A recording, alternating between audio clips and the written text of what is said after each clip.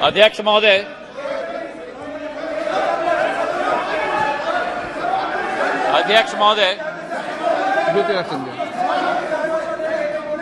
आज मैं अपने एनडीए के गठबंधन को और प्रधानमंत्री जी को मैं धन्यवाद अर्पित करना चाहता हूं कि इस अविश्वास प्रस्ताव पर बोलने का मुझे मौका दिया। लेकिन जो ये दृश्य अध्यक्ष महोदय इस प्रजातंत्र के मंदिर में आज हम देख रहे हैं, जिस प्रजातंत्र के मंदिर में इस देश की संस्कृति, इस देश का सद्भाव, इस देश की विचारधारा निर्मित की जाती है, जिस प्रजातंत्र के मंदिर से देश की 140 करोड़ जनता अपनी प्रेरणा लेती है, उस प्रजातंत्र के मंदिर में ये स्पष्ट हो गया है अध्यक्ष महोदय कि इन लोगों को ना देश की चिंता है, ना प्रधानमंत्री के पद की चिंता है, ना राष्ट्रपति के पद की चिंता है। इनको तो केवल अपनी हैसियत की चिंता है। ये देश को पूर्ण रूप से स्पष्ट हो गया। अध्यक्ष महोदय, मुझे 20 साल हो गए हैं इस संसद में, मेरा अपना सौभाग्य मैं मानता हूं, लेकिन ऐसा दृश्य में मैंने 2 दशक में नहीं देखा है कि जिस तरीके से देश के सर्वोच्च पद के व्यक्ति 140 करोड़ जनता के हृदय में स्थापित इस देश के प्रधानमंत्री के प्रति जो शब्दों का उपयोग विपक्ष के द्वारा किया गया है, मैं मानता हूं कि सदन के सामने नहीं लेकिन देश की जनता के सामने इन्हें माफी मांगनी चाहिए। आज जो दृश्य हम देख रहे हैं अध्यक्ष महोदय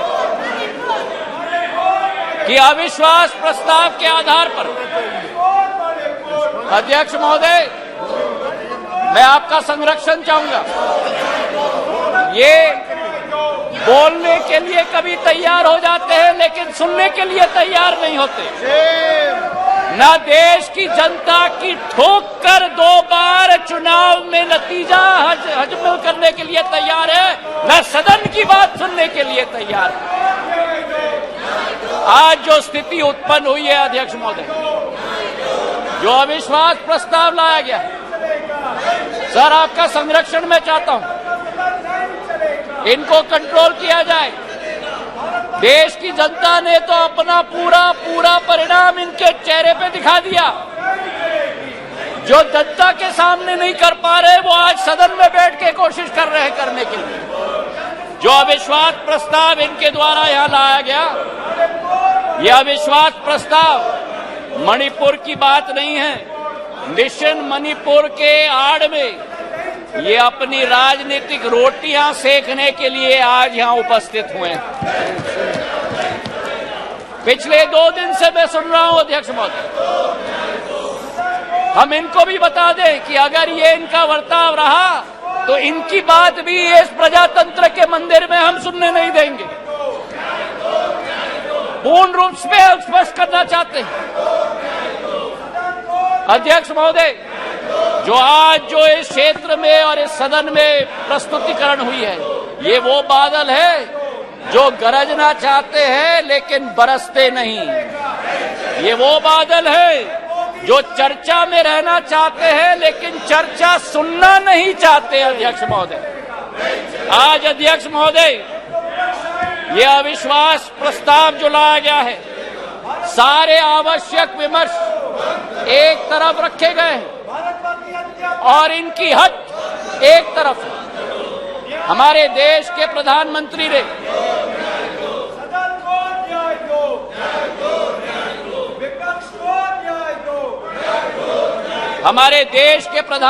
ने सभापति महोदय सदन के बाहर मणिपुर पर संवेदनशीलता के साथ बयान दिया, लेकिन इनका हट है कि बयान सदन के अंदर दें।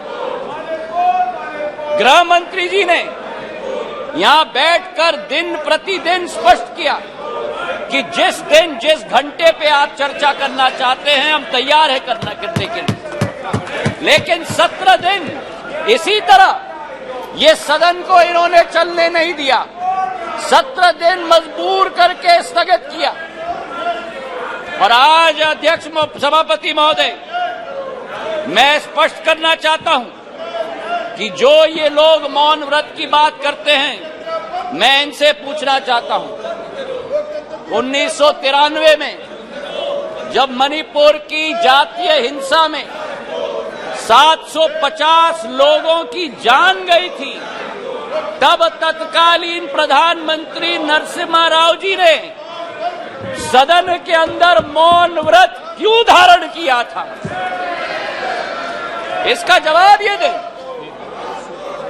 और केवल सन 1993 में नहीं, लेकिन 2011 में जब मणिपुर में 123 दिन ब्लॉकेड चला, जातीय हिंसा चली, तब उस समय में भी तत्कालीन प्रधानमंत्री मनमोहन सिंह जी ने सदन के अंदर मौन व्रत क्यों धारण किया था? इसका उत्तर भी ये लोग दें। तो सभापति महोदय, मैं आपसे पूछना चाहता हूं कि ये अगर दोगली राजनीति नहीं है, ये अगर पॉलिटिक्स ऑफ कन्वीनियंस नहीं है, तो क्या है? मैं पूछना चाहता हूं। आज सभापति महोदय, लोकतांत्रिक व्यवस्था पर मैं इनको भाषण नहीं दूंगा, लेकिन जो इनकी अवसरवादी सोच है, उसका पर्दाफाश पूरे देश के जनता के समक्ष में रखना चाहता हूं। ये जो समूह है I.N.D.I.A.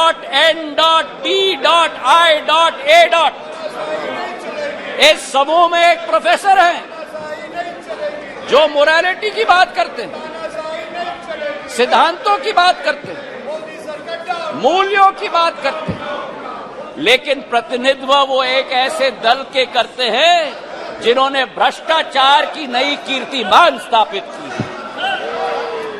इस I.N.D.I.A. समूह में एक ऐसी समूह की नेत्री है, जिस समूह की नेत्री सोचती है कि कश्मीर को भारत के साथ जोड़ना सबसे बड़ी भूल है। ये इनका असली चरित्र है। मुझे लगता है आप बहाना ढूंढ रहे हैं बाहर जाने का। ये उचित नहीं है, ये उचित नहीं है। कार्यकर्ता ने आपने अविश्वास प्रस्ताव लाया, उसका उत्तर सुनिए आप। ये बिल्कुल मर्यादाहीन व्यवहार करना, उसके बाद वॉकआउट करना, ये लोकतांत्रिक संसदीय व्यवस्था की दृष्टि से उचित नहीं है। नो, बिल्कुल गलत बात है ये। आपका इस प्रकार से बहाना लेकर के बाहर जाना, ये बिल्कुल संसदीय व्यवस्था का अपमान है। ये बात कृपा करके नोट करिए आप लोग, प्लीज। Honourable minister, please.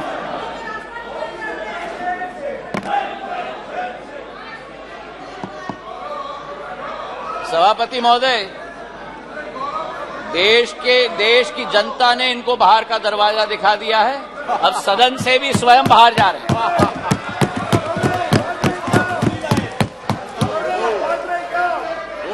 इन्हें तो सभापति महोदय अपने अविश्वास प्रस्ताव पे स्वयं ही विश्वास नहीं है।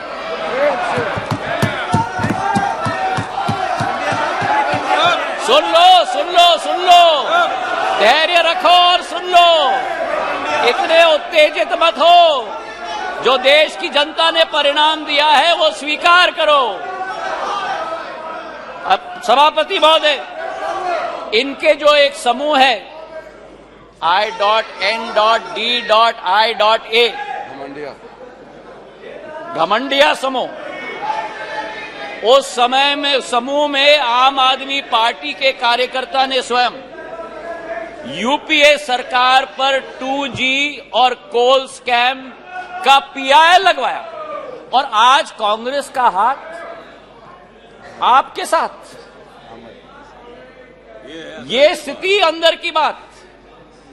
और वही स्थिति सभापति महोदय, हमारे टीएमसी के साथी यहां बैठे हुए थे, जिस टीएमसी के बारे में अधीर दा रोज इस सदन में लपक कर भ्रष्टाचार की बात करते थे, चिटफंड की बात करते थे, अपने संसदीय क्षेत्र में कार्यकर्ताओं की कत्लों की बात कर रहे थे।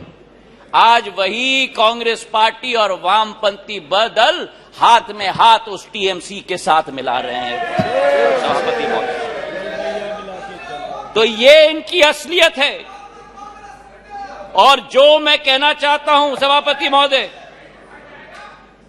कि अगर इन लोगों को अपने गठबंधन में एक दूसरे के विरोधी होकर भी सत्ता के लालच के साथ पूरे तरीके से कुनबे की तरह साथ में आ रहे हैं। आरजेडी और जेडीयू की बात करें, लालू प्रसाद यादव जी पर जो रोजगार का आरोप लगाया था, जमीन पर रोजगार का एक्ट का आरोप लगाया था, वो जेडीयू के वर्तमान के अध्यक्ष ने स्वयं सीबीआई को सबूत अपने हाथों से दिलवाया था। और आज दोनों हाथ में हाथ मिलाकर चल रहे हैं। ये संविधान बचाने की बात करते हैं सभापति महोदय, ये क्या अपना ईमान पहले बचा पाएं, उसका उत्तर देश की जनता को दें। आज सभापति महोदय विचित्र स्थिति है। आ गए, ये नाटक कर रहे थे, आ गए क्या नाटक करते हो? आपका स्वागत है, अंदर जाता है, बहुत बढ़िया ड्रामा कर रहे हैं। आपका स्वागत है। आज बड़ी विचित्र स्थिति है सभापति महोदय कि जिनके दिल नहीं मिलते वे दल मिल चुके, जिनके दिल नहीं मिलते वे दल मिल चुके हैं। और जिनके इतिहास में वैचारिक या व्यवहारिक संबंध या सिद्धांतिक संबंध न हो, वो आज लोकसभा चुनाव के लिए एक साथ होकर लोकतंत्र बचाने की आवाज लेकर आज सदन में आए। जहां मणिपुर हिंसा की बात की गई सभापति महोदय, इस मणिपुर की घटना का इस्तेमाल या मैं कहूं दुरुपयोग करके अपना लॉन्च पैड बनाने की ये कोशिश कर रहे हैं। जो मणिपुर में घटना घट रही है ये निंदनीय है, घोर निंदनीय है। कोई भी भारतीय नागरिक इसका सपोर्ट नहीं कर सकता। हम सबके लिए ये घोर निंदनीय घटना है।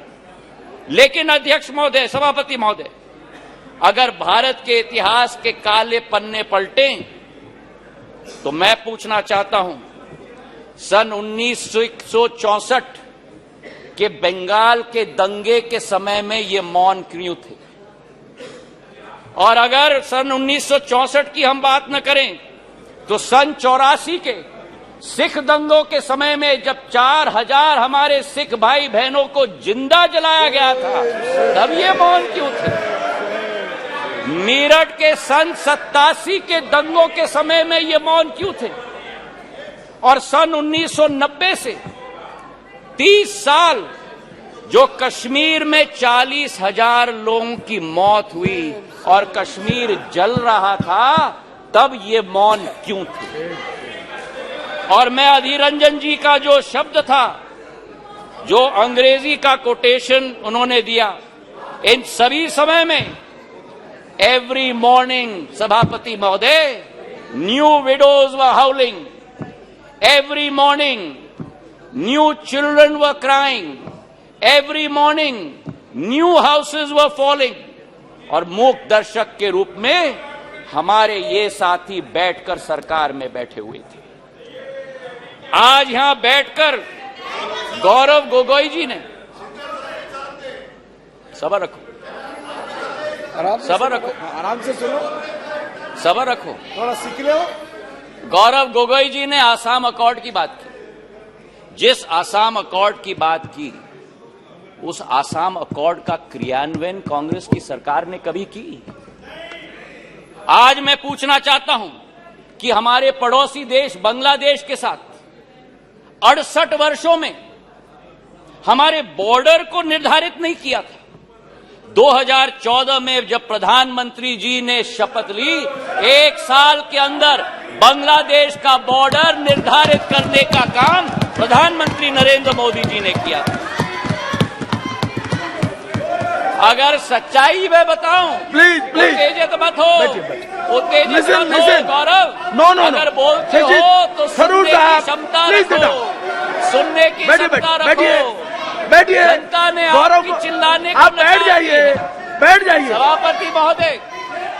सभापति महोदय, नॉर्थ ईस्ट की सारी समस्या कांग्रेस की तुष्टीकरण की राजनीति के साथ शुरुआत हुई, जब उनको अपनी फायदा नॉर्थ ईस्ट में विदेशी घुसपैठियों को अंदर लेकर उनको नागरिकता देने की कावियात की शुरुआत और शरण और पहचान देने की कावियात की शुरुआत। चार्जशीट सभापति महोदय बड़ी लंबी है। 1960 के दशक में जब मणिपुर में अलगाववादी समूह ने हिंसा की शुरुआत की, जब वो जन्म हुआ तो वो कौन था जो उनके साथ बैठकर चर्चा करने के लिए तैयार था? वो कौन था जिन्होंने उनके साथ बैठकर समझौता किया? और आप भूल गए 1993 में जब 123 दिन मणिपुर जल रहा था, आपकी सरकार यहां भी थी, आपकी सरकार यहां भी थी, आपकी सरकार यहां भी थी और आपकी सरकार वहां भी थी। और आज आप मणिपुर के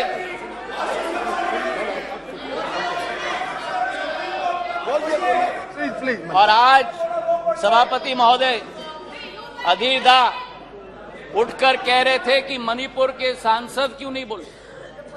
उस समय मणिपुर का सांसद इस सदन में रोते रोते हुए उनका वक्तव्य क्या था इस संसद में मैं पूछना चाहता हूं। जब आपकी सरकार यहां भी थी और आपकी सरकार वहां भी थी, मणिपुर के सांसद ने इस संसद में 1993 में वक्तव्य दिया। उन्होंने कहा, and I quote, the state government is helpless, it has no funds, the state government cannot even afford to purchase weapons for the security persons to fight the insurgents. Please, ये सुनिएगा, please think that Manipur is a part of this country. It affects the whole nation. शायद कांग्रेस के नेता को इन शब्दों को सुनना चाहिए था कल यहां भाषण देने के पहले।